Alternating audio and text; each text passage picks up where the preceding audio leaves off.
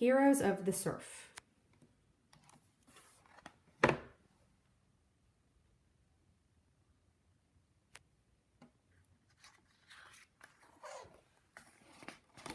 May 13th, 1882.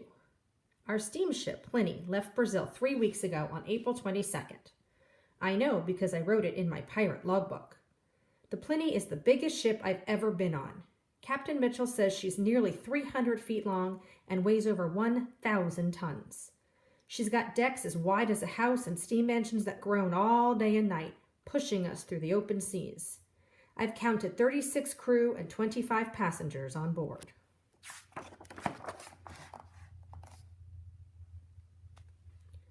That includes me and Sis, Mama and Papa, my friend Pedro and his Papa, and 7 other children. The noisiest passenger is also the smallest, Mr. and Mrs. Smith's baby daughter, Sarah. She is almost always crying. I don't blame her. I'll bet she is seasick like most people are. Mama, Papa, and Sis think we're on an ordinary steamer bound for New York City, but my friend Pedro and I know better. "Ship ahoy," I call out. "We'll plunder their stores."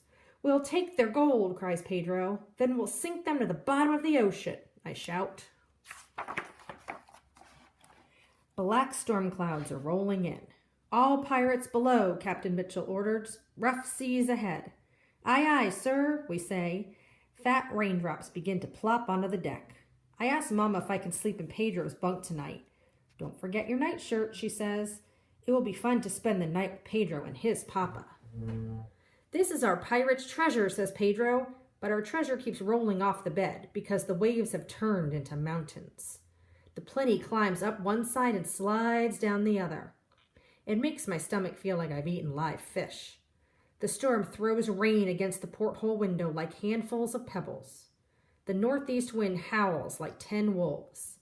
"It's angry outside," I say.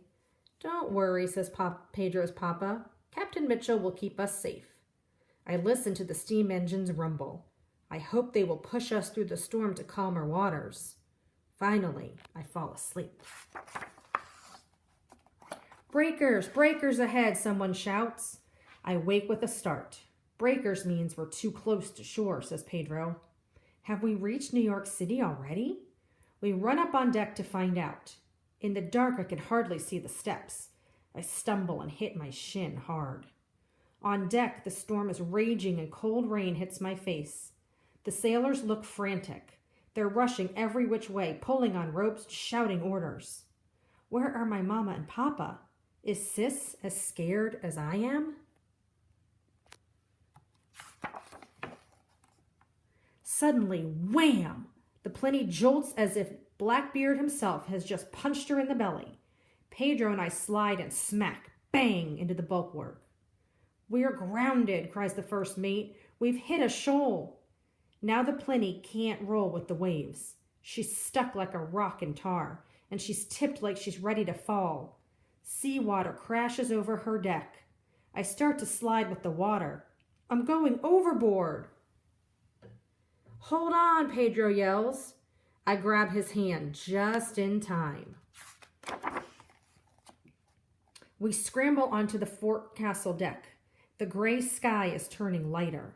I can see Mama, Papa, Sis, and Pedro's Papa. They're climbing under the bridge. They look scared, too. Sis is wailing. My hands are so cold I can barely hold on. There's so much shouting, so much confusion.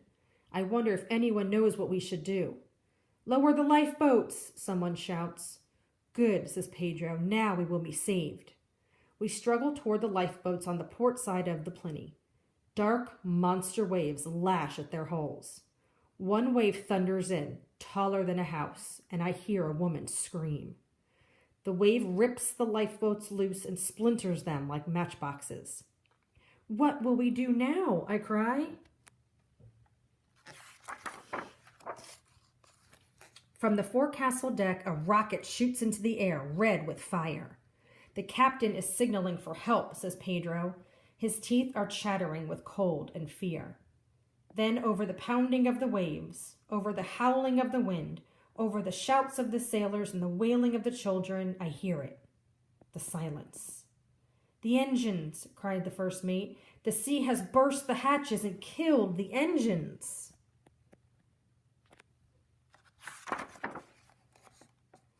"Now we're sure to sink.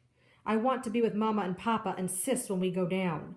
But before I even take a step, Pedro grabs me and yanks me back to the rail.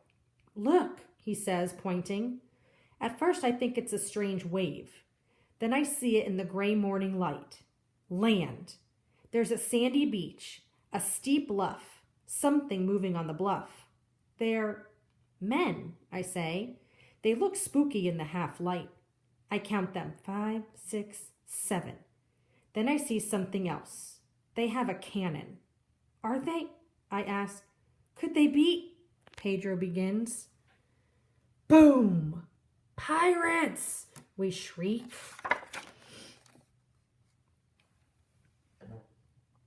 A leaden weight and rope come whizzing over our heads. The rope catches in the rigging, then flutters down like a bird on the deck. "It's the rescue line," the first mate calls out. Pedro and I stare at each other. The rescue line? Those men are not pirates at all.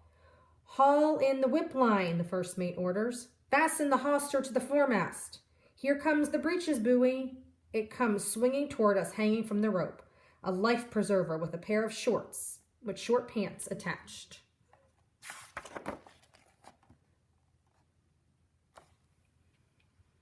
"Women and children first," Captain Mitchell shouts over the wind.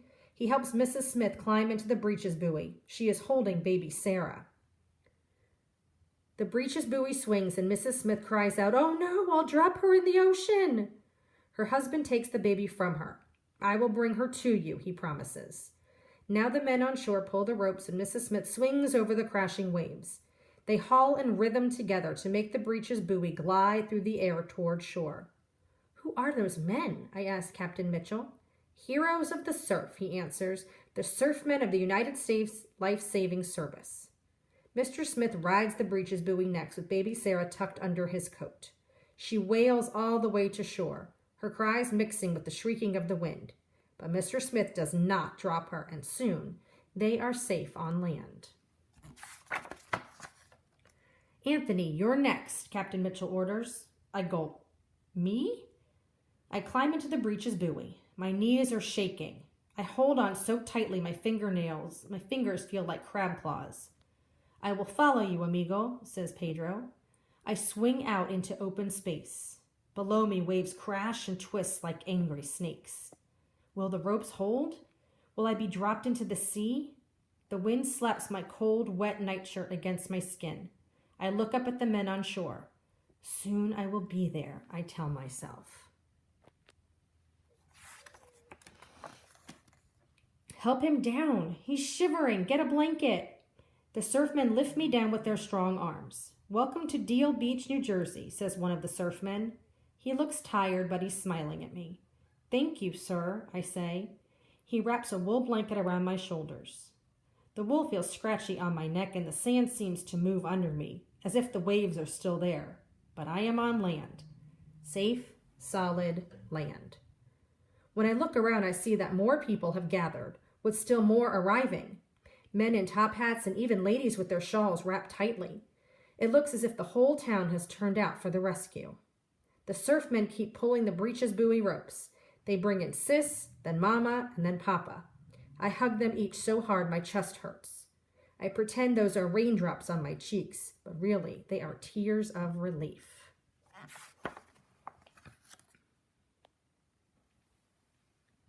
By the time Pedro's Papa arrives, the sky is light and a wagon is waiting to take us to the Long Branch Life-Saving Station. The station smells of hot coffee brewing and fresh biscuits baking. The station cook has been busy. We pull dry clothes out of a big box. The sleeves of my new shirt flop like elephant trunks, and I make Pedro and Sis laugh. Captain Mitchell sits down to eat with us. He lifts his mug of coffee. "I propose a toast," he says, "to the heroes of the surf. Everyone on board the Pliny has been rescued." We all raise our mugs to celebrate. We pass around a plate of steaming hot biscuits and another with thick slices of ham. I'm so hungry I stuff my mouth with huge bites. And when I grin, biscuits stick out.